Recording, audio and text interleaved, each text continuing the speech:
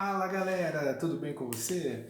Nós vamos pegar aqui então e dar continuidade ao estudo da trigonometria que nós já estamos fazendo, e o nosso objetivo agora é entender direitinho aqui a lei dos cossenos, tá certo? Quando é que você vai utilizar a lei dos cossenos? Ela vale para um triângulo qualquer. Então, você precisa imaginar o seguinte, ó. Pense que você tenha um triângulo ABC qualquer, tá? Então, vamos desenhar aqui o nosso triângulo, né? Esse daqui, especificamente, ele é um acutângulo, ou seja, ele é composto apenas de ângulos agudos, ângulos menores do que 90 graus, né? Esse vértice vai ser o vértice A, esse é o vértice B, esse é o vértice C. E daí, ó, esse lado aqui, que é oposto ao ângulo A, nós vamos chamar ele de lado A. Esse lado vai ser o lado B, porque ele é oposto ao ângulo B. E esse lado é o lado C, porque ele é oposto ao ângulo C. No nosso exercício aqui, nós vamos pensar o seguinte, que eu tenho dois lados conhecidos e o ângulo entre eles também eu sei qual que é o valor, né? Mas, para a gente poder determinar quem que é a lei dos cossenos, nós vamos pegar uma linha pontilhada aqui, ó. Eu vou chamar essa linha pontilhada de H. Nós estamos garantindo que o ângulo formado aqui é de 90 graus, dos dois lados, né? Ela está intersectando a reta BC no ponto D.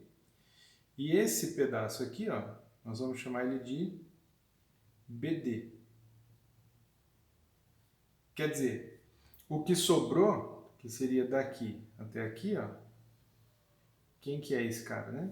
Ele é o grande A menos BD, tá certo? Então, A menos BD.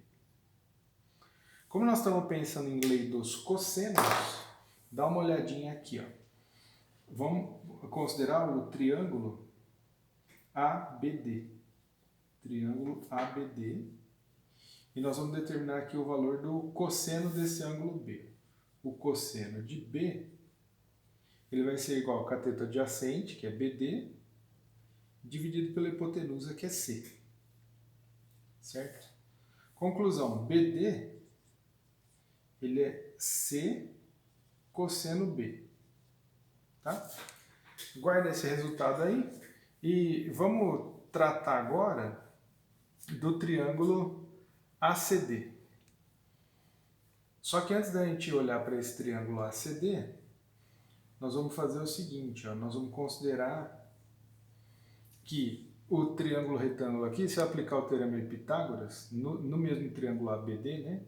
Então, o teorema de Pitágoras, nós vamos chegar no seguinte, ó, que a hipotenusa ao quadrado, que é C, é igual ao cateto ao quadrado, que é H, mais o cateto ao quadrado, que é BD. BD quadrado. Mais BD, ele é C cosseno B, não é isso? Então, nós vamos substituir aqui, ó. C quadrado igual a quadrado, H quadrado mais o BD, ele é C vezes cosseno de B ao quadrado. Isso faz com que a gente chegue na seguinte expressão, que C quadrado é igual a H quadrado mais C quadrado vezes cosseno ao quadrado de B. Certo?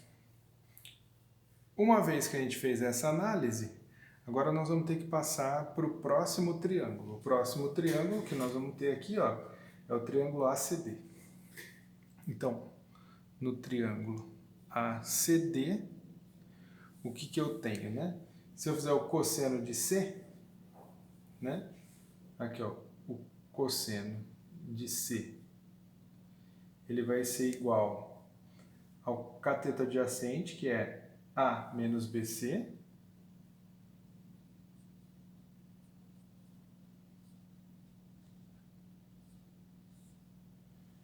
dividido pela hipotenusa, que é B. Tá? Opa, aqui eu tinha escrito errado. É BD, tá? Não é BC, é BD. Isso. Então aqui, ó, é BD. o que que acontece? Deve estar molhada a lousa aqui, porque não está escrevendo direito esse pedaço. Vamos corrigir aqui. A menos BD sobre a hipotenusa, que é B. Certinho. A gente sabe o valor do A menos cosseno ali, né? Só, o pessoal, tem um outro detalhe. Nós podemos pegar ainda e, ainda olhando para esse triângulo, né? Nós vamos escrever o teorema de Pitágoras para ele também. Vamos fazer o teorema de Pitágoras e vai ficar o seguinte, ó, que a hipotenusa, que é B ao quadrado, ela vai ser igual a H quadrado mais A menos BD ao quadrado, né? Como BD é C cosseno B, então vamos substituir ele aqui, ó. Vai ficar aqui A menos C cosseno B ao quadrado.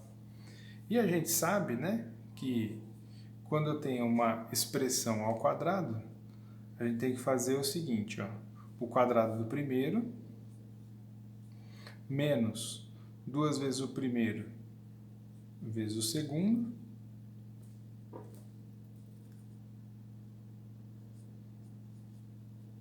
e mais o quadrado do segundo, né? C quadrado cosseno ao quadrado de B.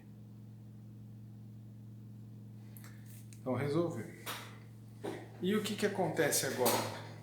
Se a gente isolar o H aqui, então nós vamos deixar o H quadrado isolado de um lado.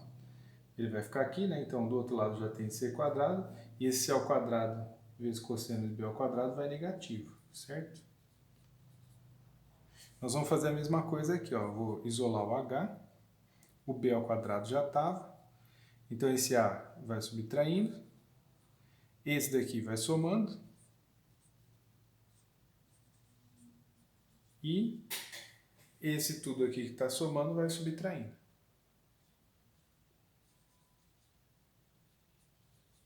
Beleza. Bom, como eu tenho h quadrado aqui e tenho h quadrado aqui, eu posso igualar as duas, né? Vou chamar essa equação de 1, essa equação de 2, e nós vamos igualar as duas. Então aqui, ó, 1 é igual a 2, certo? Onde nós vamos chegar? Que c quadrado menos c quadrado cosseno ao quadrado de b, ele tem que ser igual a b quadrado menos a quadrado, mais 2ac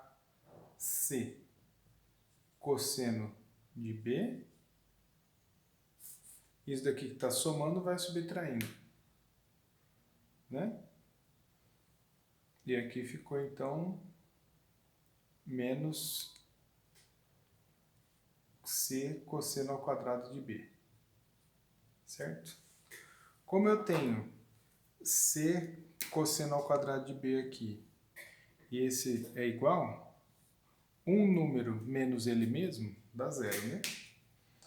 E agora, então, nós vamos só reorganizar. Eu posso dizer o seguinte, ó, que b ao quadrado é igual ao c, que já está aqui, e o a que está negativo vai somando, né? A quadrado mais c quadrado menos 2ac cosseno de b. Certo? Essa daqui, pessoal, é a expressão da lei dos cossenos. Perceba que, no nosso caso aqui, ó, era como se a gente soubesse, aqui não é C, não é B, é C, né? Então é como se a gente soubesse os valores aqui, ó, desse lado A, desse lado C, e conhecesse o ângulo entre eles, que é o ângulo B, tá? O que acontece? Então, a lei dos cossenos diz que um dos lados ao quadrado é igual à soma dos quadrados dos dois lados, subtraído do dobro do produto entre eles pelo cosseno do ângulo conhecido, certo? Essa daí que é a lei dos cossenos. Essa expressão que nós chegamos aqui seria para determinar o valor de B, sendo conhecidos C, A e o ângulo B. Mas a mesma expressão, por exemplo, ela poderia ser escrita, e a demonstração é idêntica, né? Do jeito que nós fizemos aí. Eu poderia escrever, por exemplo, assim, ó, que C ao quadrado, vamos dizer que esse fosse o lado desconhecido, ele seria A quadrado mais B quadrado, menos 2 vezes AB cosseno C. Então, essa expressão, se eu desconheço, não sei quanto vale B, mas sei quanto vale C, A e o ângulo B. Essa expressão é se eu não sei quanto vale C, mas eu sei quanto vale A, B e o ângulo C. E ainda eu poderia escrever uma terceira, que seria assim, ó, que A ao quadrado é igual a B quadrado mais C quadrado menos 2BC cosseno A. Isso se eu não soubesse esse valor, mas soubesse esse e o ângulo A. Elas são equivalentes, né? É a lei dos cossenos. Então a gente pode usar elas de maneira tranquila aí. Você ainda pode perceber o seguinte, que o teorema de Pitágoras ele é um caso particular dessa lei dos cossenos. Se você voltar naquela expressão que a gente tinha mostrado lá, que o cosseno de 90 graus, o cosseno de 90 graus ele é igual a zero, né? Então, o seno de 90 é 1, o cosseno é 0. Põe o cosseno de 90 aqui, ó, 0 vezes qualquer coisa, ia dar 0, né? Ia sobrar A quadrado igual a B quadrado mais C quadrado. Então, se por acaso esse ângulo aqui é 90 graus, eu vou cair no teorema de Pitágoras. O teorema de Pitágoras é um caso particular da lei dos cossenos, tá certo?